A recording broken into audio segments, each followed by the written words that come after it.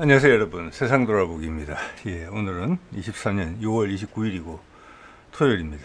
자, 오늘은 현지 시간 어제 미국에서 제1차 대선 토론회가 있었어요. 트럼프와 바이든 간에. 거기에 관련된 이야기를 좀 해보려고 해요. 그래서 선거 판세라는 부분 한번 이야기를 해보고 미국 사람들이 지금 어떻게 느끼고 있느냐. 그리고 이제 전 세계적인 제가 지금 전 세계가 회오리 치고 있다. 엄청나게 중요하다. 어떤 선택을 하냐에 따라서 엄청나게 폭력적인 방식으로 패권 구도가 바뀔 수 있다. 그게 어떻게 보면 우리 인류의 관성에는 더 맞는 것이다. 왜? 여태 계속 그렇게 왔으니까. 그렇지만 지금은 현재는 제3차 세계대전 같은 걸 하게 되면은 우리 모두가 핵무기를 가지고 있기 때문에 최악의 상황이 올 수도 있다. 아마게돈처럼. 그래서 그걸 피해 가려는 노력이 좀 있다. 그래서 그건 또 러시아가 살 바를 찾기 위해서 그런 것이고, 중국은 러시아를 활용해서 또 브릭스를 활용해서 미국을 권좌에서 내려오게 만들려고 하죠. 내심으로는 자기들이 그 자리에 가고 싶은 이런 욕구가 또 있어 보이죠. 그래서 지금 이제 우크라이나전을 가지고 푸틴이 가운데서 중간자적 역할을 하고 조정자 역할을 하고 있는 셈이다. 이것을 폭력적인 사태 없이 폭력적인 사태가 발생한다면 전 세계가 망하는 거예요, 사실은. 그래서 우크라이나전을 활용하고 거기서 지금 긍정적인 신호로서 강하게 내던진 것이 어떻게 희망의 신호로서 내던진 것이 북한과의 상호 방위 조약입니다. 바이든 받으라 이거죠. 푸틴은 그늘수에 있어주겠다. 너희가 스포트라이트를 받으면서 너희가 우아하게 늙어가라. 패권을 중국한테 뺏기고 수직 낙하하지 말고. 자, 그런 와중에 지금 벌어지는 대선이고, 그게 관련된 언급도 없지 않아 있어요. 자, 한번 볼게요. 자, 1차 대선 토론 어저께 했는데, 아까 제가 위에 대문 사진에 제목에 적은 것처럼 바이든이 완전히 엉망으로 패했습니다. 쉽게 이야기해서. 전에도 말씀드려서 들어보신 분 계실 텐데, 지금도 선거 판세가 많이 불리해요. 그래서 큰 반전 카드가 좀 필요한 것인데, 이번 대선 1차 토론은 민주당 내부의 핵심 인사들도 망했다. 폭망이다. 어떡하지? 머리를 쥐어뜯는 그런 상황이 된 거예요. 그러면 더 거리가 멀어진 거거든요. 그래서 민주당 내부에서 이대로는 안 된다 이야기가 나오는 거예요. 후보를 바꾸더라도 이긴다는 보장은 없지만 지금 상태로 가면 폭망이라는 거고, 제가 봐서는 바이든이 민주당 상층부 또 행정부의 상층부하고도 괴리가 있는 것 같아요. 그런 느낌을 올해 살짝 받았습니다. 뭐랄까, 약간의 노욕이 좀 쳐서 되게 충동적으로 한다? 합리적인 판단을 하는 게 아니라, 오케스트레이션을 하는 게 아니라 혼자 치고 나간다. 그래서 오늘도 말씀드리겠습니다만은 트럼프 말대로 바이든은 3차 세계대전을 일으킬 수도 있겠다. 노드스트림 폭파한 것처럼. 그런 생각이 슬며시 올라왔습니다. 자, 보겠습니다. 이 결과에 대해서 일본 방송이 아주 재빠르게 이야기가 나왔어요. CNN에서 토론 후에, 이번 1차 토론은 CNN 주관으로 됐거든요. 그 다음에 여론조사를 했다. 누가 이긴 것 같으냐? 라는 것에 트럼프가 67%, 바이든이 33%, 2배 이상의 압도적인 차이로 승리했다. 그래서 제가 이게 1시간 한 30분 정도 되는 토론이에요. 가서 봤습니다. 봤고 오늘 소개드릴 내용들하고 일맥상통한다고 봅니다. 다른 걸 떠나서, 왜냐하면 이게 이제 일반 대중을 상대로 하는 것이기 때문에 어려운 이야기를 하면 안 돼요. 그래서 되게 상징적인 이야기를 하는데, 예전에 미국 그 대선에서 많이 나왔던 이런 이야기들 있죠. 위대한 미국, 신이 선택하는 우리 미국, 이런 말이 없지 않아 나왔는데 힘이 없어요. 지금 이것은 뭐냐면은 기울어져가는 큰 제국이 저물어가는 제국이라고 할 수도 있겠네요. 그래서 똥 묻은 멍멍이하고, 우리말로 우리식으로 표현하자면은 겨 묻은 멍멍이하고 서로 다투는 격이에요. 똥과 겨는 차이가 커져. 제가 봐서 똥이 발린 쪽은 바이든이고 겨가 발린 쪽은 트럼프예요. 여기에 일부 미국 사람들 댓글도 제가 좀 이따 보여드릴 텐데, 서글픈 거예요. 미국 사람들이 이 둘 중에 하나를 선택해야 된다는 게. 저는 트럼프 쪽이 우아하게 늙어가는 쪽이 맞고 미국의 흐름은 둘 다 알아요. 죄송합니다. 바이든은 제 생각은 모르는 것 같습니다. 언제든지 다시 예전의 영광을 찾을 수 있다고 생각하는 쪽이고 살짝 끼가 있는 거죠. 너무 나이가 들어서. 트럼프는 현실적이에요. 예, 그래서 미국 국민들이 자존심 안 상하는 레토릭으로 이야기를 해줘요. 언변으로. 예를 들어서 나토 같은 이야기 이런 거죠. 나토 걔네들은 우리 무력의 우산 밑에 갇혀 있으면서 배만 살찌웠어. 이제 너희들 할 바를 해. 너희 돈 써서 해. 우리는 신경 안 쓸 거야. 응? 그리고 러시아하고 우크라이나하고 화해하게 되면은 휴전하게 되면은 나토 돈 만드는 거 왜 해? 이런 식으로 치고 나가는 거예요. 우리는 대서양 멀리 떨어져 있잖아. 유럽 거 왜 신경을 써? 돈만 벌면 되지. 이게 트럼프식 논법인데 그걸 거꾸로 뒤집어 해석하면 미국의 쇠약함을 인정하는 거예요. 왜? 그러면 왜 나토를 통해서 유럽을 지배해 왔습니까? 지난 한 얼마입니까? 한 70년간, 80년간. 아니죠. 이해관계는 상당히 상관이 있으니까 그렇게 온 거죠. 그래서 트럼프식 논법이고 이것은 우리가 빠져나와야 된다. 그렇게 안 하면 미국은 폭망한다. 이 이야기예요. 그래서 되게 푸틴이랑 괴가 같아요. 푸틴은 원칙적이고 있는 이야기를 팩트, 실체적으로 이야기하는데 트럼프는 약간 광대식으로 이야기한다 그러나 이게 더 유리해요. 현재 미국 사람들의 마음에 자존심에 생채기를 안 주고 슬며시 움직이게 만들거든요. 순리대로. 바이든 아니에요. 그래서 트럼프 많은 문제가 있죠. 그렇게 많은 문제를 일으키고 대통령직을 뺏겼는데 다시 재도전한다는 것 자체가 웃기는 거예요. 근데 바이든은 엉망으로 하는 거 미국 사람들 다 봤거든요. 엉망이죠. 전 세계가 미국에서부터 다 떨어져 나가고 있잖아요, 지금. 윤석열 포함해서. 그러니까 서글프다는 거예요. 이 자체가 미국이 엄청나게 저물고 있다는 겁니다. 폭망이냐, 우아하게 늙어가느냐, 요 차이예요, 지금. 미국이, 일본이 엄청나게 재빨리 소식 전하는 거 보세요. 눈치 보고 있다는 이야기입니다. 우리도 마찬가지고. 자, 그래서 압도적으로 승패가 갈렸는데 어떤 점이 그런 걸 인상을 줬느냐. 한마디로 말하면 이거예요. 어려운 이야기 없거든요. 어려운 이야기 할 수도 없고. 누가 자신감이 있고 힘이 있느냐. 근데 둘 다 늙었거든요. 트럼프는 78세, 바이든은 81살. 근데 이 댓글들의 반응을 보면 이런 거예요. 이거를 지금 보니까 잠깐만요. 4,800만 명이 시청했다는 거거든요. 이거는 엄청납니다. 예전에 TV 토론으로 했을 때 이만큼 못 봤을 거예요.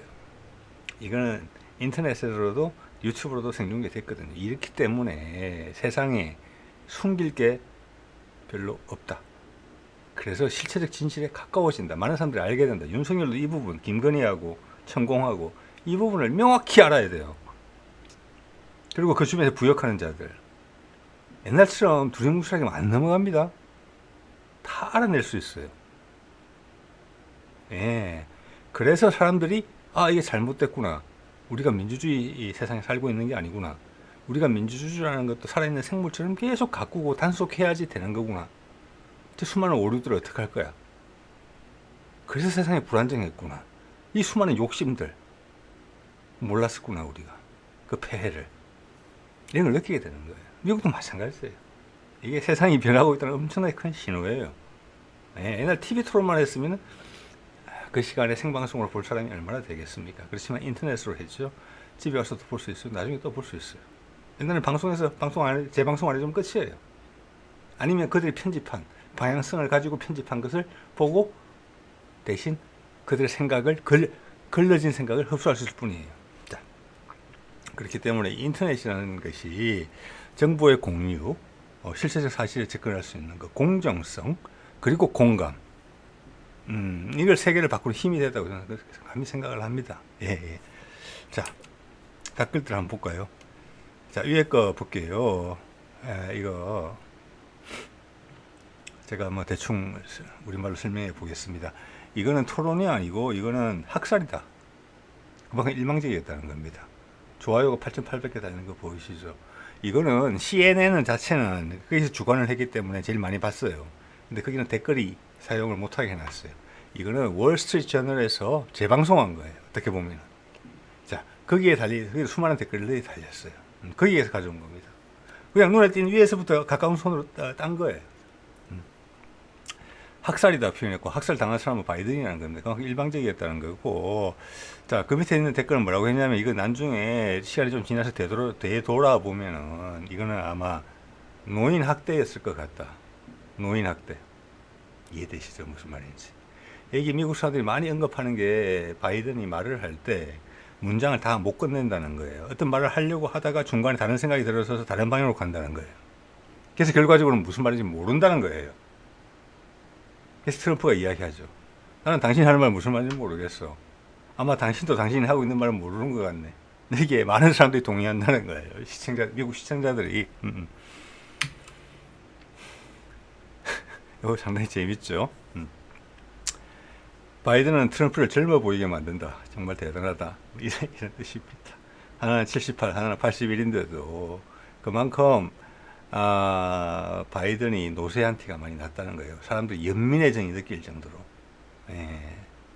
그렇지만 둘 중에 하나를 선택한다면 트럼프가 젊은이로 보인다는 거예요. 바이든에 비해서. 우리말로 하자면은 이 사람이 바이든이 재선이 되면은 백악관에서 잘못하면 송장 치우겠다. 이런 표현하고 비슷한 표현이에요. 자, 밑에 그게 이거네요. 트럼프가 한 말을 따온 거예요. 이 댓글은. 나는 당신이 하는 말 진짜 이해를 못하겠어. 그리고 당신도 당신 스스로 하는 말을 잘 모르는 것 같아. 이렇게 이야기한 거예요. 네. 어떤 상황인지 아시겠죠?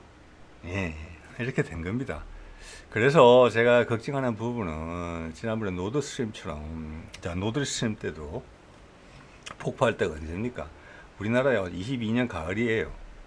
우리한테 와서 낸시 펠로시 보냈는데 담대한 구상을 요구하려고 왔죠.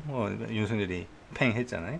그 다음 미국의 강력한 압박을 받아서 8.15인지 취임 100일 기념인지 해서 담대한 구상을 발표합니다. 북한이 핵무기를 포기한다고 선언만, 말로만 하더라도 정명 없이 북미 관계 개선을 위한 외교적 지원을 한다. 즉 북미 종전선언을 한다. 그리고 우리 북한의 인프라 지원한다. 자, 북미 종전선언에는 북한의 개발이라는 거. 왜? 이때까지 금수 조치로 해서 북한의 개발이 안 됐으니까. 미국 알고 있다는 거예요. 경제적인 포인트도 거의 크다는 걸 알고 있어요. 미국도. 죄송합니다. 중국에 가 있는 것들을 북한으로 옮길 수 있다. 북한의 저렴하고 우수한 노동력 활용하면은 베트남 몇 개를 금방 만들 수 있다. 북한이나 땅에. 그리고 중국에 타격을 줄 수 있다.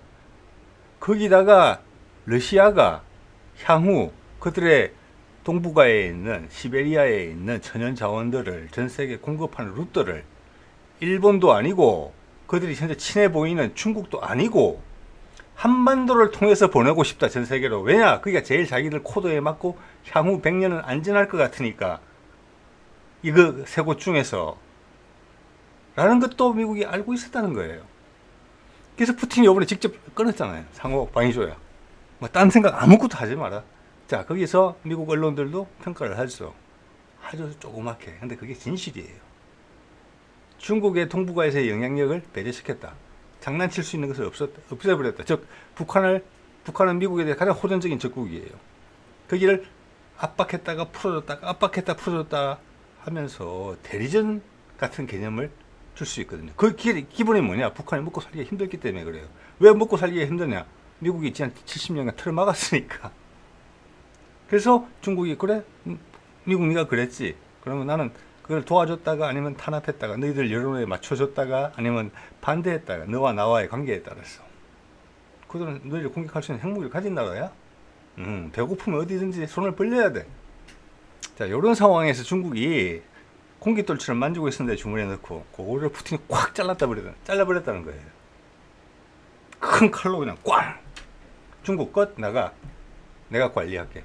그냥 무기 살려줄게. 이 사람들 너무 고생했어. 미국에 대한 신호는 뭡니까? 여태까지 거의 그러리라고 생각은 했지만 푸틴의 행동으로 보여준 거예요. 딱 와버렸잖아요. 북한은 무기 지원하고 북한 무기 살리겠다는 거잖아요. 난 이리 가겠다는 거예요. 그래서 중국을 완전 벙찌면서 화가 엄청나게 난 거죠. 자, 여기서 세계 경제는 다시 부흥이 돼야 되고, 새로운 시장이 형성이 돼야 되고, 새로운 저개발 지역을 연결하는 가능성은 있지만 아직 기회를 부여받지 못했던 패권 시대에 거기를 연결하는 여러 가지 경로들이 나온다. 루트들이. 그 중에 한반도 루트가 핵심이다. 한반도 소통은 패권 시대의 종말을 고하는, 그리고 새로운 희망을 상징하는 것이다. 미국이 그 깃발을 꽂아라. 대단한 미국이라고 칭찬해 줄게 푸틴이. 그 이야기 딱 해준 거예요. 거기서 지금 윤석열은 우왕좌왕하고 있는 거죠. 예, 지난 70년간 일제시대 때 혜택 받고 주인이 미국으로 바뀌면서 거기서 계속 살아남았던 그 세력들. 친미 반공 세력들이죠. 우리 상층부를 꿰차고 있죠. 거기가 마지막으로 힘을 내서 정권을 잡았는데 희한하게 된 거죠. 역사의 아이러니라고 봐야 되겠죠. 예. 자, 위에 거 볼게요.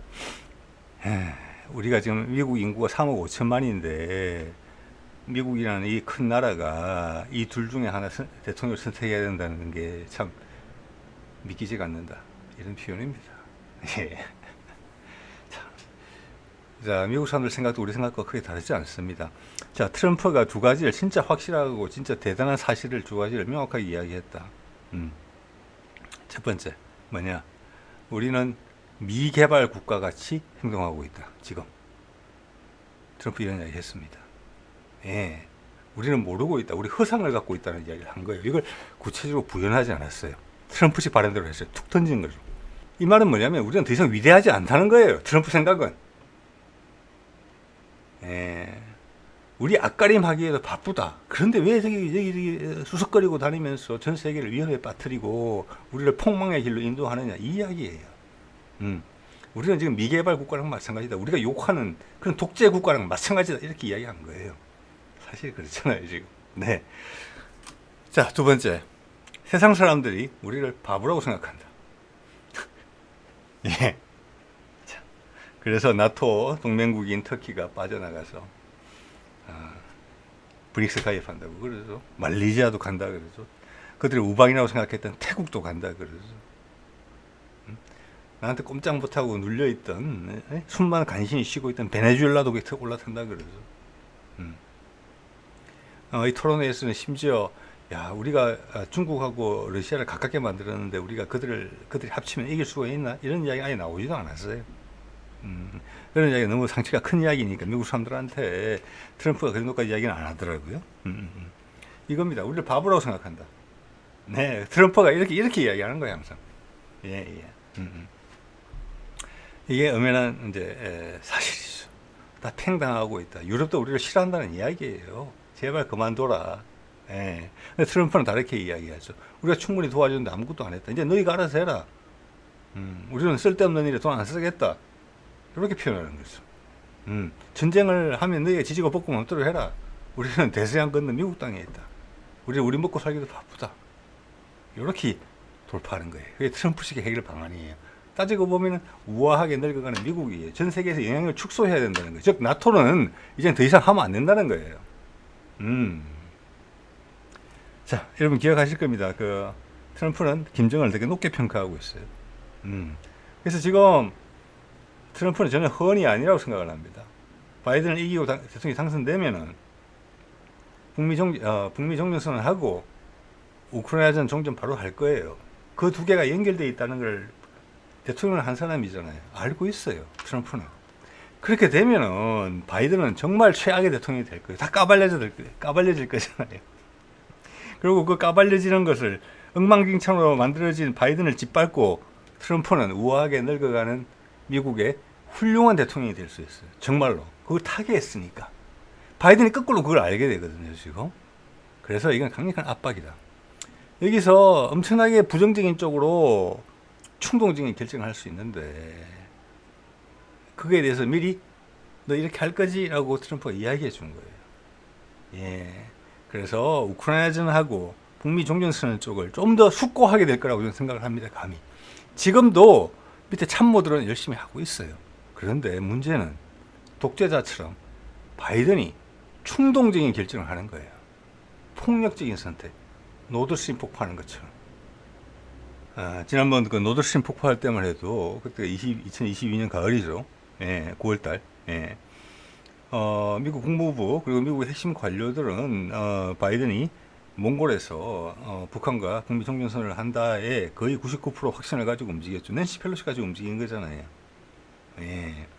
그리고 그 폭탄은 이미 6개월 전에 설치를 해놨던 거예요.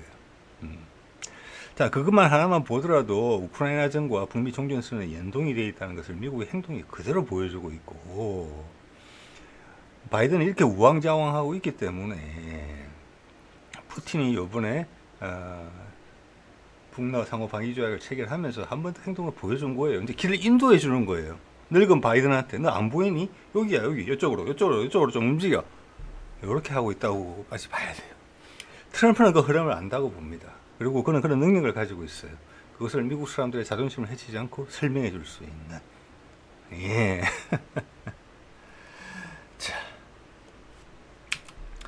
자, 그래서 일단 미국 민주당 내부가 지금 엄청나게 놀랬거든요. 자기 당 대통령 후보, 현직 대통령에 대해서 엄청나게 쓴소리가 나왔어요. 충격받았다. 말도 안 된다. 당장 끝나자마자 후보 교체해야 된다는 이야기가 바로 올라왔어요. 옛날에도 스물스물 올라왔었죠. 이번엔 확실히 올라왔는데 스푸트니크 뉴스가 정리를 잘 해놨더라고요. 이게 카말라 해리스가 가장 대안으로 훌륭하다는 부분이에요. 이러면 이 말은 뭐냐면 바이든이 가장 자존심이 얀상하면서 후보직을 좀 더 기회가 많은 사람한테 줄 수 있는 거예요. 여태까지 미국 대선을 보면은 부통령 출신이 대선에 도전한 경우가 많았어요. 네. 뭐 여러 가지 면에서 하다고 볼 수 있어요. 그래서 바이든 예를 들어 건강상의 이유 같은 걸 들면서 해리스한테 양보할 수 있다. 이게 가장 이제 현실적이지 않느냐라는 의견이 나오고 있는 거예요. 그래서 지금 사실은 미국 대선이 좀 복잡해질 수 있다고 봅니다. 저는 바이든이 쉽게 포기할 것 같지는 않거든요, 지금. 그런데 바뀔 수 있을 것 같아요. 지금 뭐 폭망했기 때문에 이번에 첫 번째 토론회에서 또 두 번째 토론회에도 지금 나가겠다고 이야기를 했어요. 그럼 계속 데미지를 입을 거예요, 지금. 예. 계속 부정적인 느낌이 축적되고 있는 상황이기 때문에. 근데 문제가 뭐냐면 이 해리스 부통령이 과거에 바이든하고 사이가 좀 안 좋은 적도 있었던 것으로 제가 기억이 되거든요. 근데 해리스 부통령의 존재감이 적어요. 왜냐면은 바이든이 워낙 뭐라고 할까 고집불통적인 그런 결정들을 많이 내렸기 때문에 해리스가 불편한 부분이 많았어요. 네. 그래서 그가 대중들한테 노출될 수 있는 그런 기회가 적었어요. 즉 바이든이 배려할 여지가 별로 없었던 거죠. 그러니까 해리스의 인지도가 되게 낮아요. 해리스가 대통령 후보로 올라온다고 하더라도 트럼프를 과연 이길까?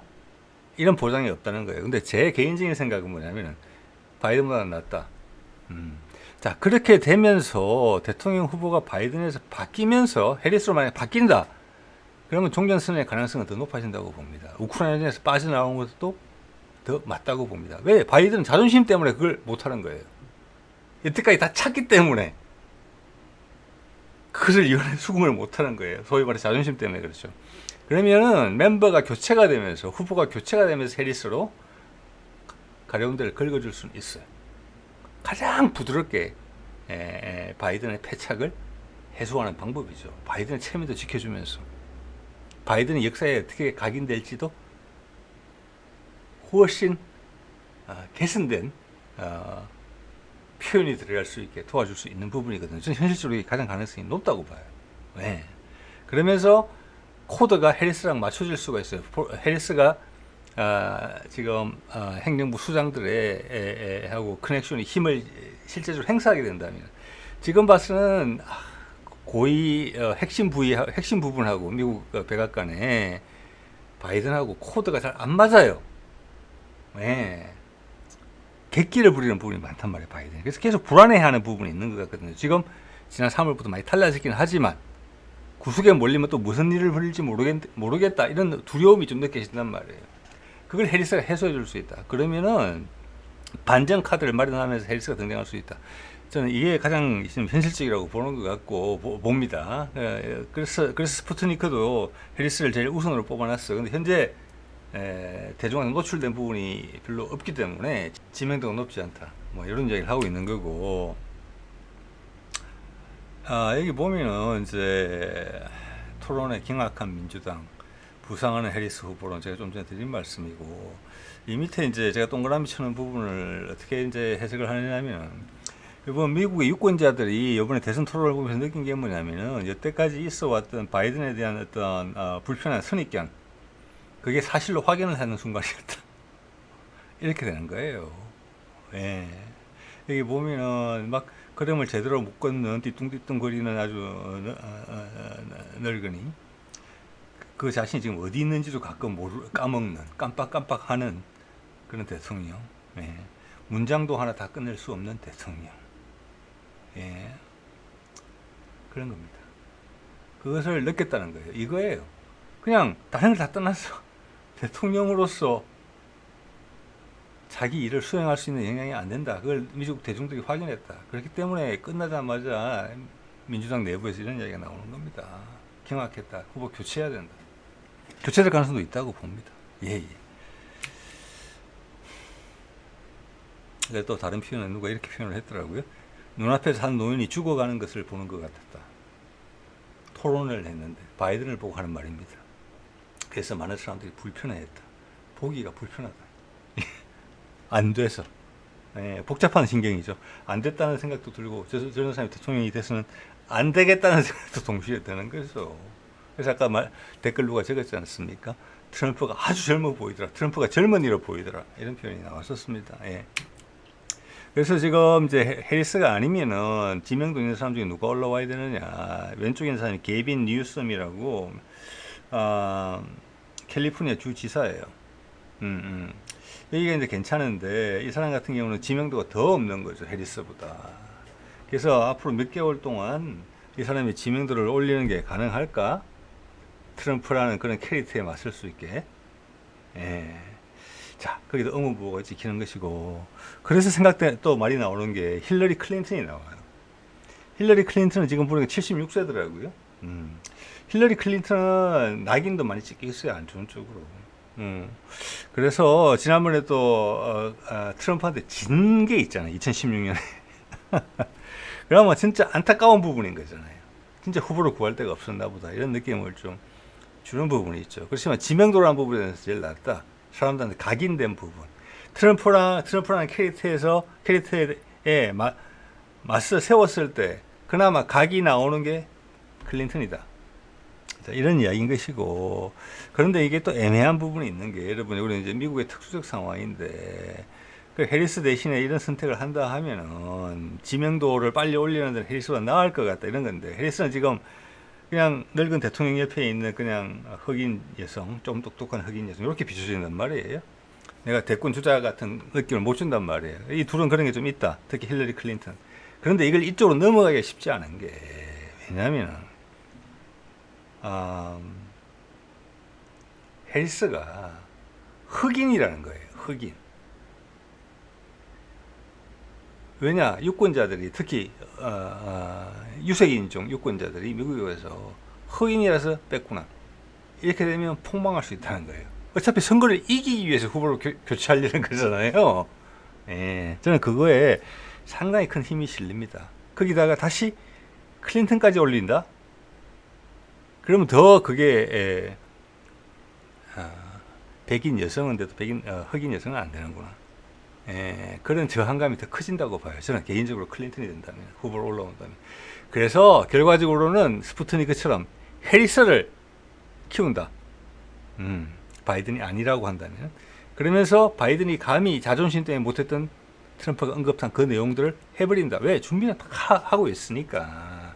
우크라이나 전도 그렇고 북미 종전선언도 그렇고. 민주당 수뇌부와 행정부 수뇌부가 반길 수가 있다. 해리스가 그걸 갈아치우면. 해리스는 할 수 있어요. 바이든 자존심 때문에 못해요. 또 그렇게 하는 것이 선거에 이길 수 있는 방법이기도 하고, 바이든한테 생채기가 제일 적게 나는 방법이기도 해요. 그래서 바뀐다면 해리스일 가능성이 높지 않을까라고 생각을 해본다는 겁니다. 예. 자, 이번에는 그러면은 뭐 여러 가지 주제들 이야기했지만 핵심적인 우리하고 상관이 있는 것만 좀 말씀드려 볼게요. 우크라이나 전쟁에 대해서 트럼프가 언급한 겁니다. 예. 트럼프는 사실관계를 알고 있어요. 트럼프의 논법대로 이야기해요. 요거 괜찮은 방법 같더라고요. 말하는 표현 방식이.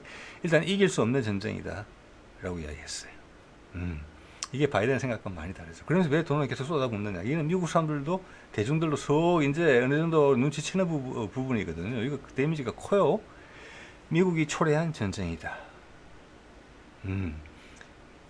미국이 러시아가 우크라이나를 공격하지 않을 수 있게 만들었다. 그 과정을 다 안다는 거예요.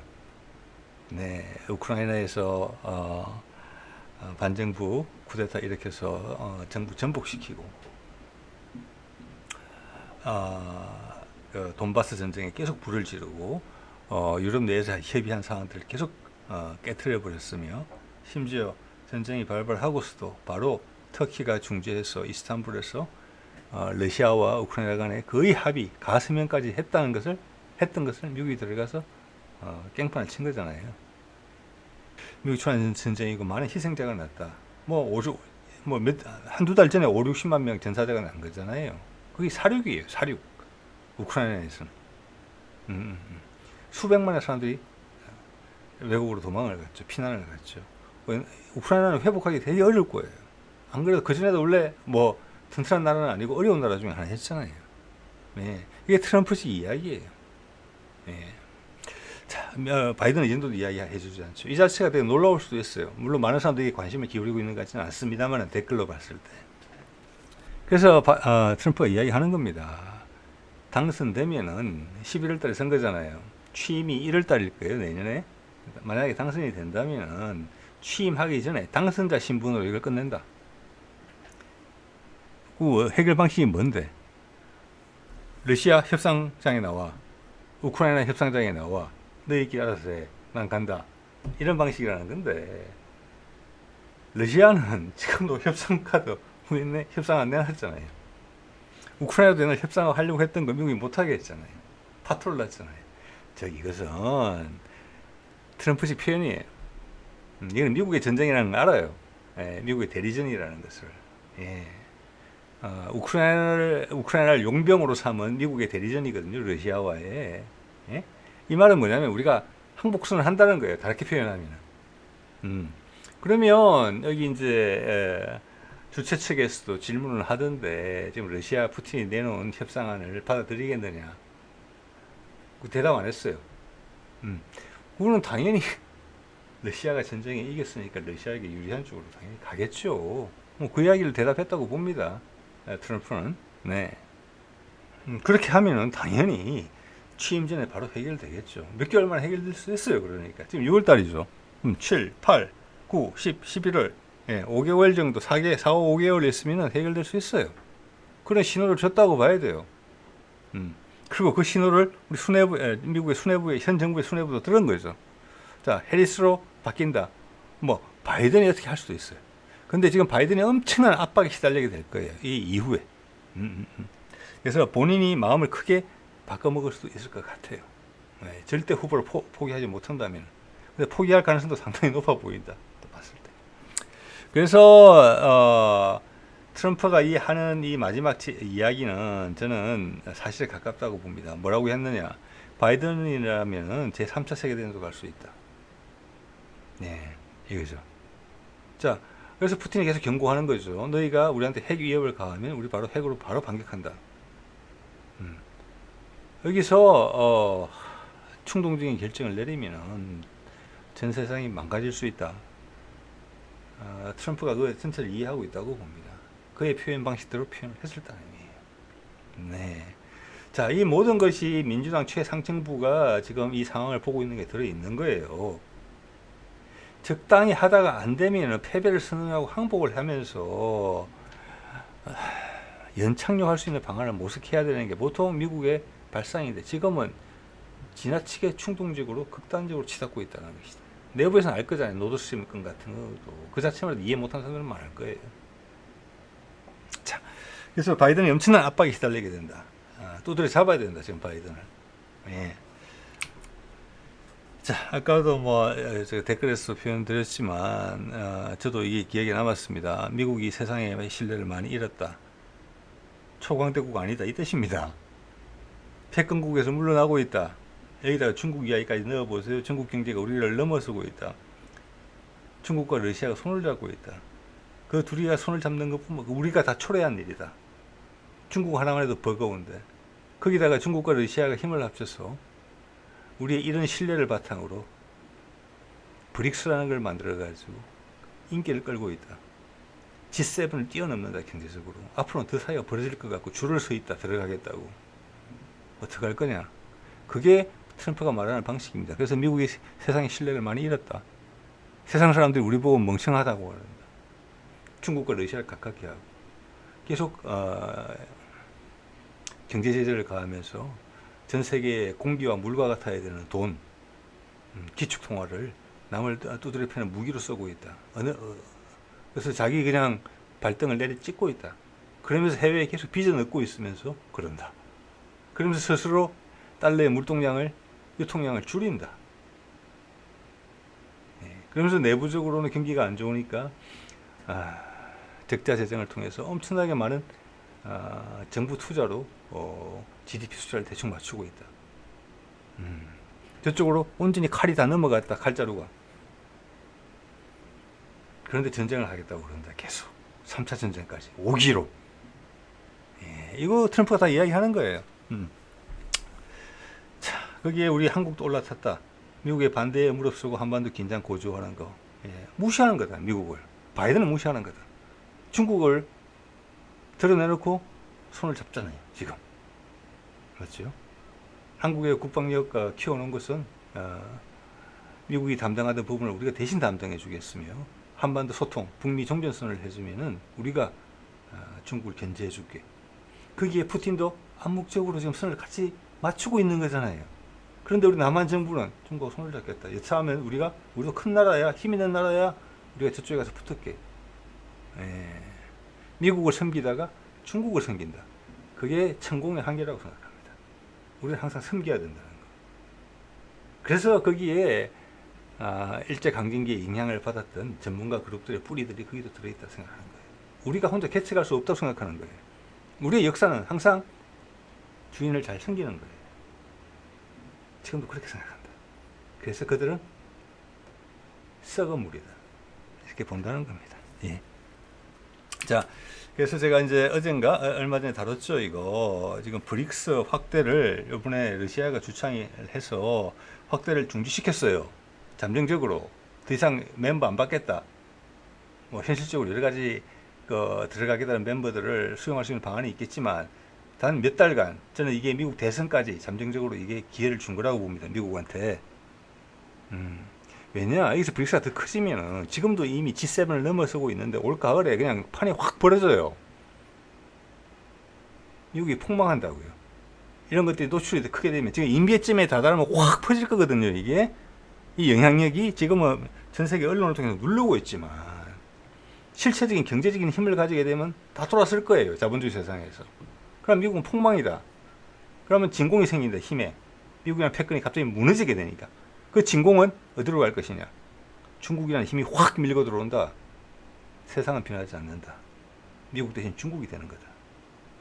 러시아는 그걸 더 부정적으로 본다. 왜? 타협점이 더 적으니까. 그래서 푸틴이 용을 써서 브릭스 확대를 막았다. 회원국 투표라는 결정이 있었지만 여기에는 인도가 큰 힘을 발휘해줬다. 인도가 러시아 편을 들어줬다. 푸틴이 힘겹게 막아서고 있다. 자, 그래서 오늘 정리를 해보면은 지금 바이든이 됐든 바이든은 계속 준비를 해봤기 때문에 바이든도 이런 선택을 할 수 있다고 봅니다만은 그의 지금 충동적인 성향을 봤을 때 해리스가 후보로 올라오면서 지금까지 하려고 했다 못했던 것들을 해낸다 부드럽게. 자, 그러면서 상당히 어떤 지렛대의 힘을 받는 그런 상황이 연출될 수 있지 않을까. 요게 지금 넘어가게 되면은 중국으로 힘이 쏠리고 미국이 무너질 수 있다. 트럼프식의 이런 표현이 먹히지도 않을 수도 있다. 그래서 지금 이 시간이 지금부터 11월 달 그리고 내년 초 그래서 앞으로 몇 달간의 일이 발생하지 않으면 트럼프도 상당히 힘들어질 수 있다. 트럼프가 그때 움직이려고 하더라도 중국도 지금 인지하고 있거든요, 이 상황을. 왜? 러시아가 그들도 생각할 거잖아요. 중국도 시진핑도 러시아가 왜 북한에 이때 와가지고 이 정신없는 와중에 와서 북한하고 상호 방위 조약을 해서 나의 카드를 하나 없애버렸을까? 자, 거기에 대해서 대응을 하기 전에 미국이 움직여줘야 돼요. 푸틴은 성부수를 던진 거거든요. 이번 여름이 11월 달까지가 기회다라고. 자, 그래서 그때 넘어서면은 트럼프가 대통령이 되더라도 여건은 지금보다 더 어려워질 것이다. 지금 미국이 운신을 할 수 있는 마지막 기회다. 이렇게 본다는 거예요. 자, 그렇게 되면은 북미 종전 숙고하고 하게 되면은 거기서 만약 윤석열이 막아선다 이러면은 미국의 목숨이 걸린 문제이기 때문에 푸틴도 아니고 시진핑도 아니고 가차 없을 거라고 생각합니다. 예, 어떤 방식으로든지. 자, 그럼 우크라이나는 부드럽게 탈출하게 되고 나토는 자연스럽게 와해가 되는 거예요. 그러면서 유럽 국가들한테 채워졌던 족쇄가 다 풀리게 돼요. 그러면서 미국은 한 등급 내려가게 될 거예요. 그렇지만 폭망은 아니죠. 그렇지만 미국은 중국이라는 적을 공략할 수 있는 힘을 얻게 돼요. 거기에 지금 러시아가 간접적인 지원을 하고 있는 거잖아요. 파일을 키우면서 중국한테 가는 파일을 적게 하는 거예요. 지금 바이든의 게임은 뭐냐면은 제로섬 게임이에요. 푸틴의 게임은 뭐냐? 덩치를 키워서 중국도 안 섭섭하게 해주면서 비중을 줄인다.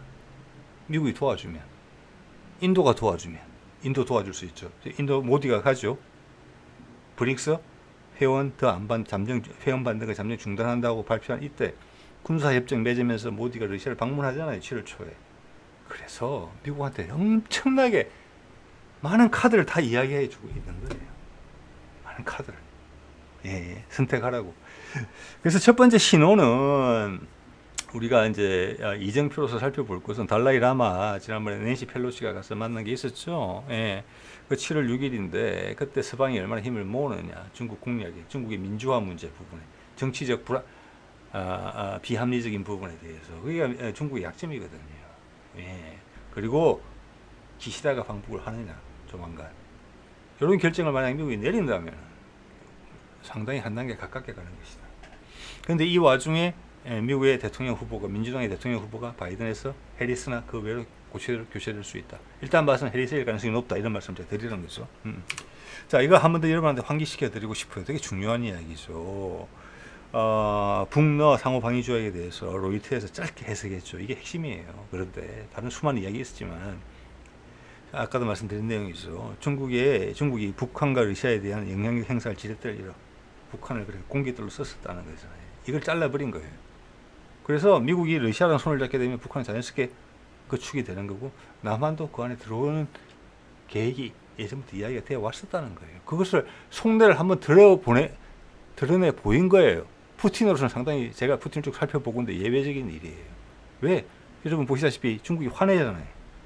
이건 성부처예요. 왜? 중국도 대안을 마련하려고 뛰어다닐 거니까. 그래서 시간이 얼마 없다는 것이고 푸틴이 지금 성부처라고 봤다는 겁니다. 속내를 드러냈다는 것 자체가. 자, 이거 낸시 펠로시가 달라이 라마 6월 19일 날 방문하는 사진이죠. 6월 19일이 무슨 날입니까? 북러 간의 상호 방위 조약 체결한 날이에요. 그때 미국이 가장 정성 들여서 한 일은 이거예요. 북러 상호 방위 조약 비난한 게 아니고. 그래서 아까 그게 되게 중요한 이정표다. 7월 6일 날 서방의 지도자들이 몰려오고 모디 총리도 여기 오고 지금 푸틴하고 또 이야기를 나누고 있을 거잖아요. 그리고 러시아 정보부하고 CIA의 빌 번즈가 이야기를 하고 있는 것이죠. 거기다가 항상 예측 불가했던 것이 바이든의 행동인데, 충동적인 행동인데 이번에 단속을 받게 됐다는 거고 잘못하면 후보가 교체될 수 있어. 이 뜻을 따르지 않으면 이런 압박을 받고 있다. 우리한테는 유리한 국민이다. 현재는. 네, 이렇게 봐집니다. 자, 오늘 이 정도 말씀드리겠습니다. 네.